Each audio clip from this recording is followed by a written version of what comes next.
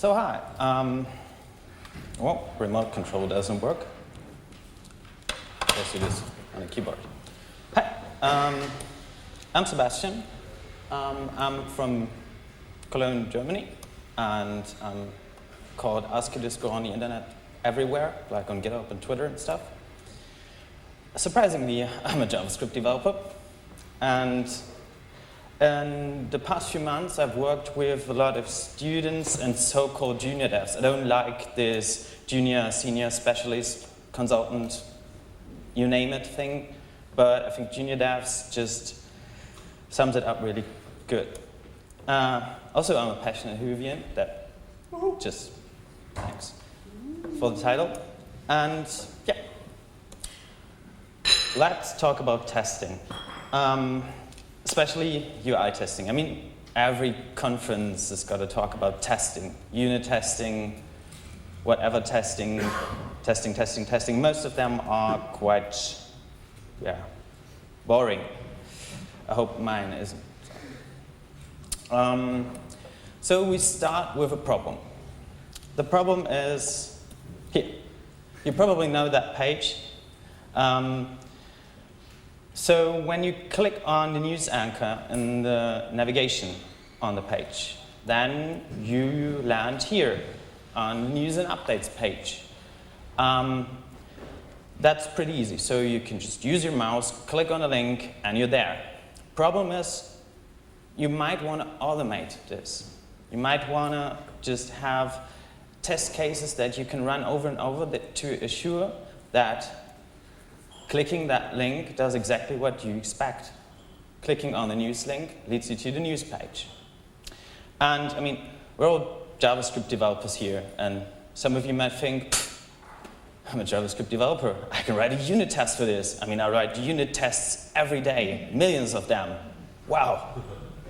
Just quick poll, who writes unit tests on at least a weekly basis? Oh, you're surprising me.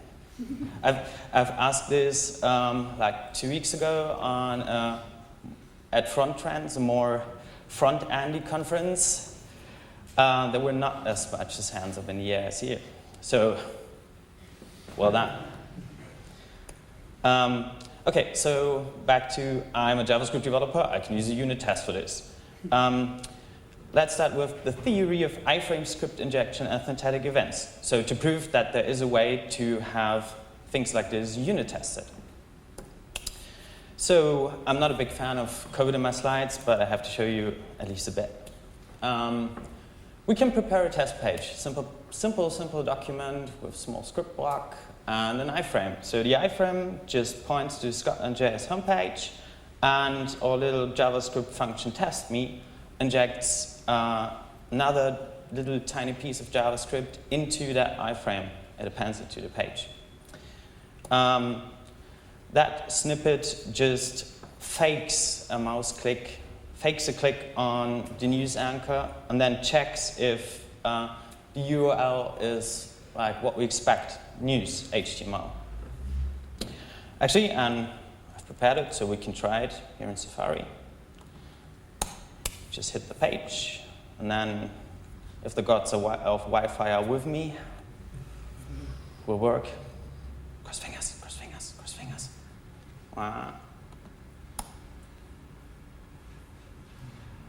Well, come on. Okay, I can show you later that this works. It did, I promise. So if that would have worked, you would have seen an alert box coming up that says, click on news link leads to the news page. Everything's fine. But first of all, for sure, you have to disable the same origin restriction in your browser. That is pretty easy in Safari and pretty easy in Chrome. And you might think, okay, cool. Let's build a framework and end this talk, because not a coffee, but lunch is what you need right now. And why is this guy still on the stage and just talking about the shit? Because it's not that easy. It might work in certain situations, but it has its drawbacks, and not everything can be solved by in-browser unit testing or in-browser JavaScript. So you might think, like the doctor would have said, a click is a click is a click is a click. Well, remember rule number 1, the doctor lies. If we change the situation, if we say we have a click handler that will be fired when somebody clicks on a link, and also we have a handler on the mouse down event, and then we, for the sake of simplicity, I use jQuery here, and then we just click that link, what will happen? Well, the first event handler will be fired, while the second will never be triggered, will never be fired. And this is because a click is just a click that is more than just a click, as I would say it. When you take a closer look at the anatomy of a click, you have not only the click event, you have a few events that will be fired. So when you use your mouse to hover over the anchor element, you first have a mouse enter, then you have a mouse over, and for every pixel that you move your mouse cursor, you have a mouse moved, so that will be fired n times. And then you have a mouse down, then you have a mouse up, and after that you have the actual click event, the one that you triggered with jQuery. And actually in your synthetic event system, it was the only event that got fired. Oh, by the way, the alert box is there. It just took us 3 minutes, but it finally worked. I promised that I will show it to you later. Thank you, Safari. Okay, going back. So we just only issued the click event. That's number 6 in a row here, or number whatever if you have multiple mouse move events. And every other event handler that you've attached to this anchor element won't be fired in our scenario. At work, so in our current project, we've been down that road, and then we wrote a little JavaScript library that just fakes all the other events when I trigger a click event and tries to simulate a click as good as it can. And actually that worked pretty well. But a click is a very, very easy interaction. If you think about select elements, things get way more complex. So, by the way, also cross-browser consistency is a damn lie. I had a friend of mine, colleague, coworker. He was researching what happens when you click on a select event in different browsers, select element, and choose the 4th option. And yeah, every browser behaves differently. So without using browser sniffing and doing tons of research, it isn't possible to fake this kind of interaction, really. It's just impossible. By the way, this sheet is even more longer. He just did it with all sorts of mobile browsers and stuff. And if you want to have a good laugh, I will post the URL to it later. Yeah, also a few other problems. So in IE and Firefox, it's hard to get around this cross origin policy. It's not really easy to automate this, or at least, or maybe impossible.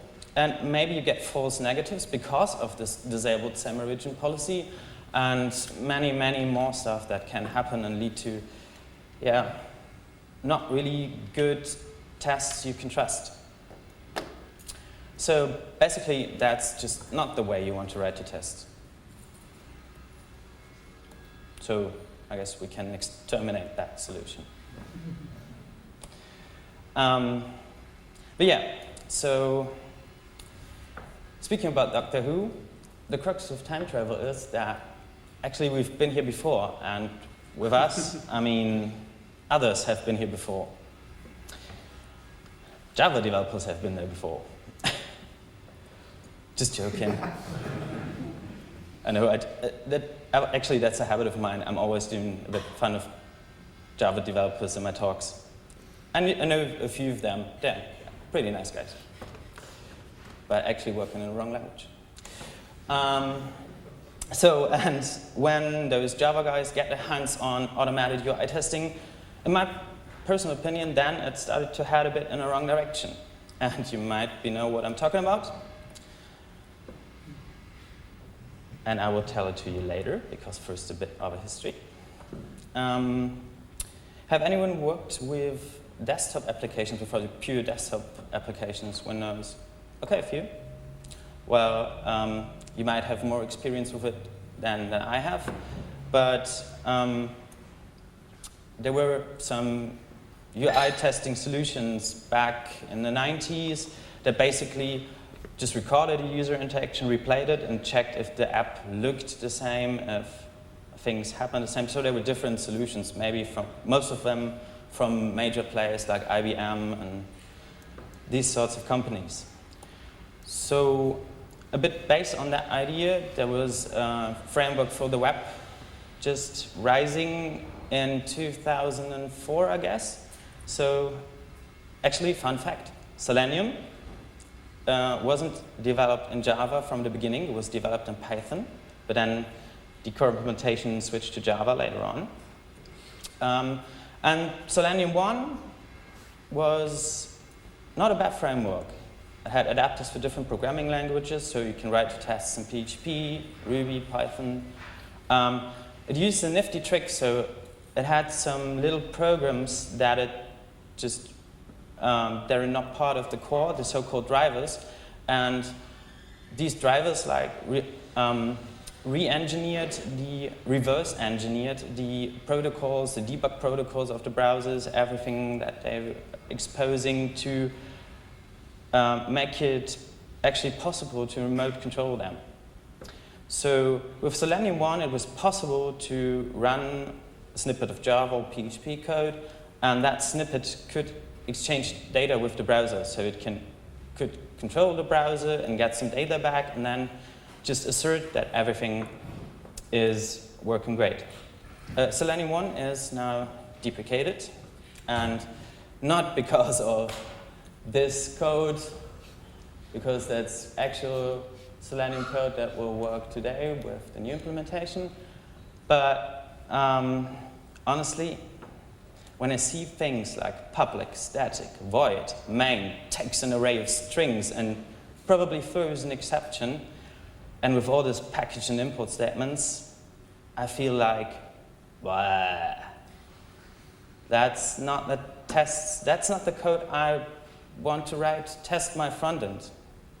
Honestly not. I mean, this example is not that bad. In our current project, we have like over 500 Selenium test cases, and sometimes they run, sometimes they fail for various reasons. We can't really tell why, but it's okay. The problem with this actually is that you shouldn't force front-end developers to learn a new language. I know Selenium has also JavaScript, adapted JavaScript framework that you can drive it, but it basically looks like this piece of Java code I've shown you, and it's not that developer-friendly. And in my opinion, you shouldn't force front-end devs to learn a new language. You should give them the tools in their languages, in their ecosystem, to work with, to test the stuff. And all of this Selenium stuff, I think it's too complicated. It's like when you're trying to fly a spaceship through space and time with this kind of user interface. I'm not capable of doing it. I think you are also not capable of doing it. It's too complicated. And I think we need a simpler way. More simple, clean way. Different interface, but does the same things. Cool. Speaking about Selenium, we can talk a bit about a reboot that appeared in the past years. So there was a new invention that was called WebDriver. WebDriver is a piece of software, a protocol, that actually was back then developed as Selenium version 2, but then got renamed to WebDriver. And WebDriver actually defines a RESTful way, like a REST service, to access the browser from outside. Yeah, basically turns your browser into something you can control in a remote controllable web service. So everybody who worked with web services before should be able to control the browser because it's just a REST interface. Yeah, affirmative. So WebDriver is based on the JSON wire protocol. And this is like a piece of the protocol definition. And you see you have a session ID, and you can then grab an element, or if you click on an element, submit, form. Yeah. Basically everything you need is there. Good thing is that apart from being developed as Selenium version 2, a few other people thought, yeah, that would be a cool thing to have in all of the browsers, available to all of the developers and all of the applications. So it became a W3C spec. And that's pretty cool. So now we have a spec, and now other browser vendors, all browser vendors, can implement this protocol. And to test that this actually works today, we're using PhantomJS, because since version 1.8, PhantomJS has something called Ghost Driver, and that's basically a WebDriver implementation on the browser side. And for those who don't know what PhantomJS is basically a browser that runs in your terminal. Headless is the keyword, so you don't have any UI, it just runs in your terminal. It's based on WebKit, so on Qt WebKit, and let's just use it to control PhantomJS. Also, let's just use a WebDriver to control PhantomJS with a little Node.js script. So the script is available as a gist, and I will also post that URL later, so you can dig in if you want, but not yet. First of all, we need to start PhantomJS, and with the option WebDriver and a port that the REST API can be accessed on. So, okay, PhantomJS is running. And now my little script, just go back, actually then just uses PhantomJS and asks for the title of a web page. So I can just give a domain, URL, and say, please give me the title of the web page.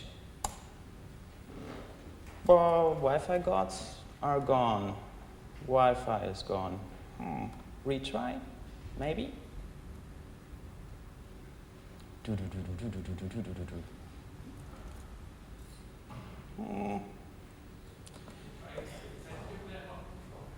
Pardon? I will just use my cellular network, and 1 second, please.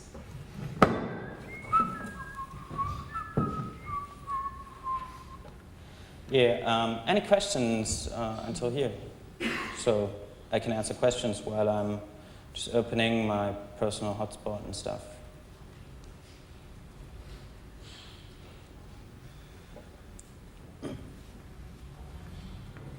Can I run several tests in parallel? Like, I understand PhantomJS is running now, right? So can I run like 5 tests in parallel, or do I have to make them sequentially? So the question was, can I run several tests in parallel? Not possible with one PhantomJS instance, but you can spawn multiple instances that run on multiple ports, and then you should be able to run as much as tests as you want in parallel, or at least as your machine allows you. Oh, it seems like I'm connected. Now let's pray to the cellular network gods.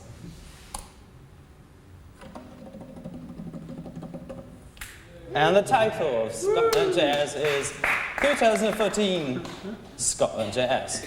What a surprise. Actually, to show you that I'm not cheating, we can also check what is Google's title, and surprisingly it's Google. Creative people working there. So as I said, this script is available as a gist. You can play with it later. What it does is actually just opening a session, getting a session ID from PhantomJS, and then just using a few calls to get the title, and when the title is there, it just simply outputs it. Okay, yeah. PhantomJS and WebDriver are awesome.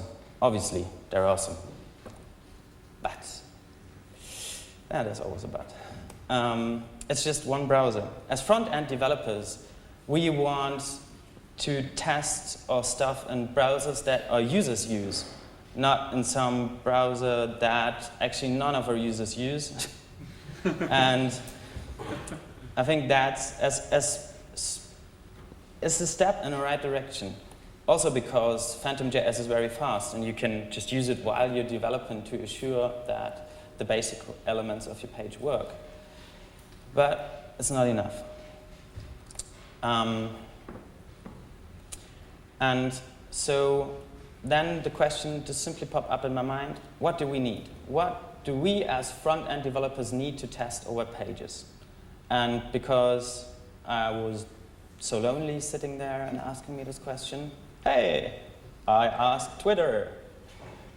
And basically I asked, do you guys that work on web pages test your sites with UI testing tools? And if you test your site, which tools do you use?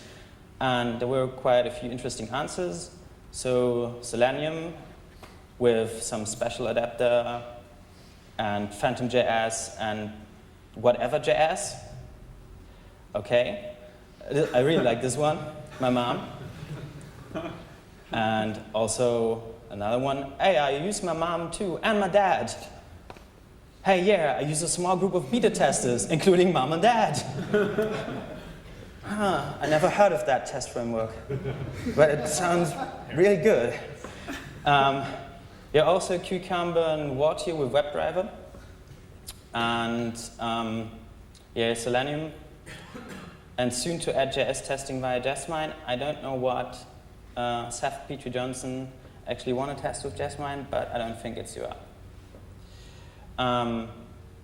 Okay, so not really the answers I was looking for, and my mom's quite capable of computer stuff, so she's actually not the kind of user I would like to test my stuff. Also, she would then have to sign an NDA for most of the projects, and not cool.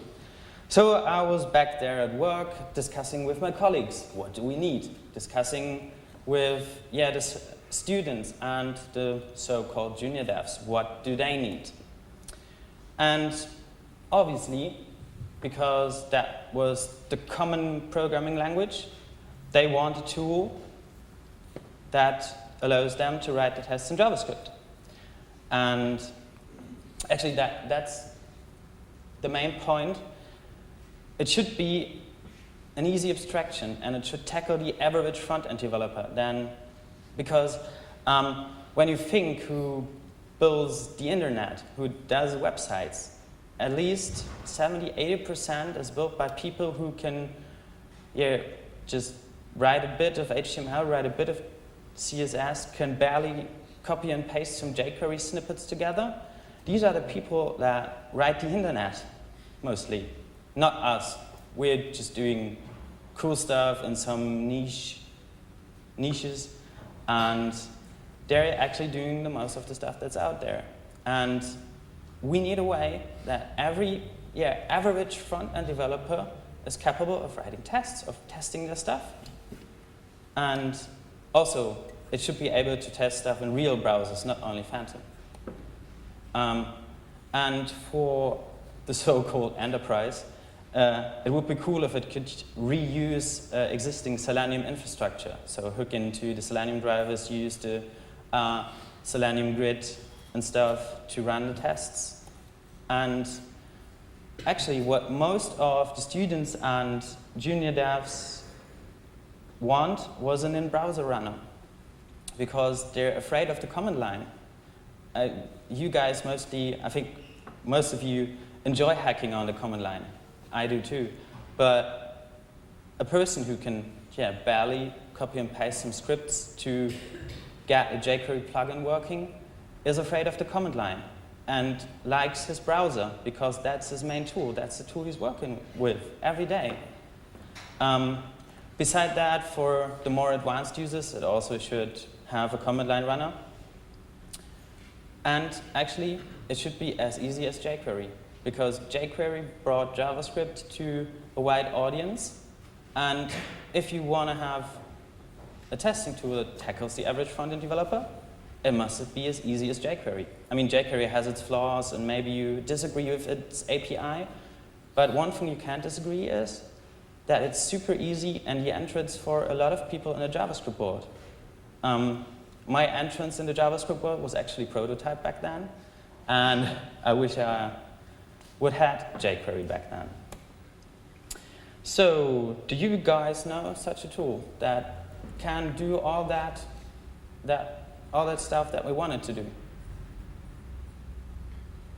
Well, I don't know such a tool, and I don't know anyone who knows about such a tool. But we're programmers, right? So what do we do when we don't have the tool? We write our own, of course, like always. And yeah, I wrote a little tool. It's called DalekJS. And it's actually like the beautiful ballerina of testing tools. Cute, but not that powerful, but cute. And this is my personal approach to bring UI testing back to the front-end devs. I don't want to sell you anything here, because I think I'm not the best programmer. The code behind DalekJS, as it is at the moment, is pretty fucked up. It's rough. It's just a prototype. As I said, it's an early development stage. That was actually what I meant with it's totally rough and fucked up. So it will be, there's some GitHub repository up holding all the code, but I'm still busy trying to make a website, writing documentation and stuff. So actually there will be a public release next month because, yeah, programmers, right, hate to write documentation. Or does any one of you enjoy writing documentation? Hey, cool, then you can help me with DalekJS. Thank you, guys. You're awesome. So yeah, it will be out in a month if I don't procrastinate. But I don't want to leave you with the impression that it's just something that's in my mind. So spoilers, we can actually see what Dalek does.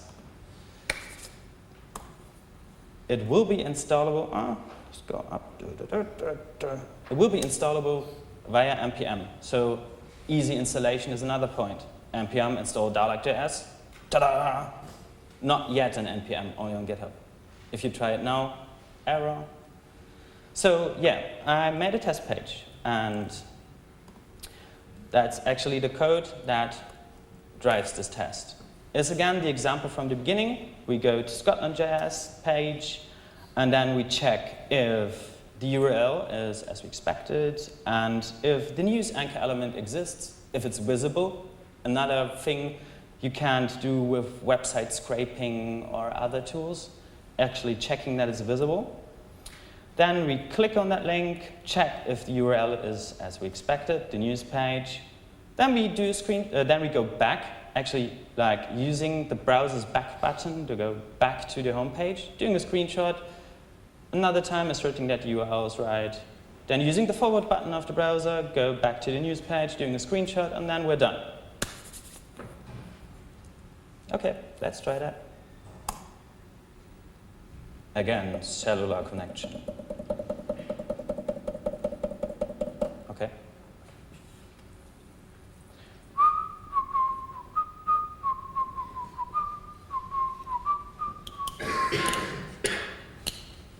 Yeah, if you don't use like totally fucked up 3G, then it's faster.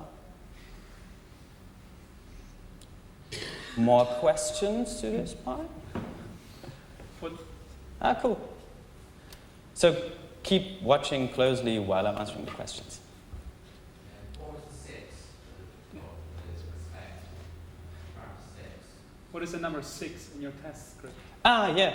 Actually, that's quite a question that is raising up. Oh, yeah. I'll answer that. So, because something is happening. So I'm using PhantomJS right now. It will be spawned. And yeah, URL is cool. Element exists. Element is visible. We're clicking it. And then we're back at slow connection. But the question was, what does this 6 mean? Actually, I'm using something. I'm expecting that 6 assertions will be run during this test. And if there will be, so we have URL exists visible, 3. Again, URL, 4. Again, URL, 5. Again, URL, 6. If one of them, for any reason, wouldn't be executed, there will only in the back count, there's a counter in the back, and it would count to 5 and not to 6, and then the test would fail because it's expected 6 assertions to be run. So a test should fail if it doesn't match your expectations or expectations. Hey, and we're done while we're looking at the code.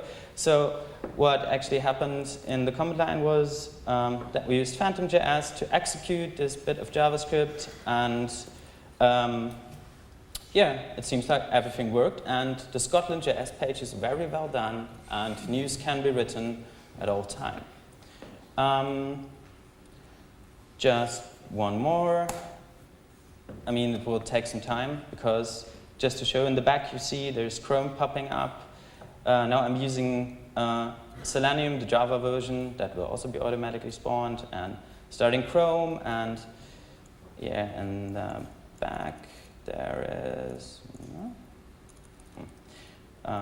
in the back there is Chrome running and actually being remote controlled from Dalek. And you see how slow the connection is right now when you look at Chrome in the back.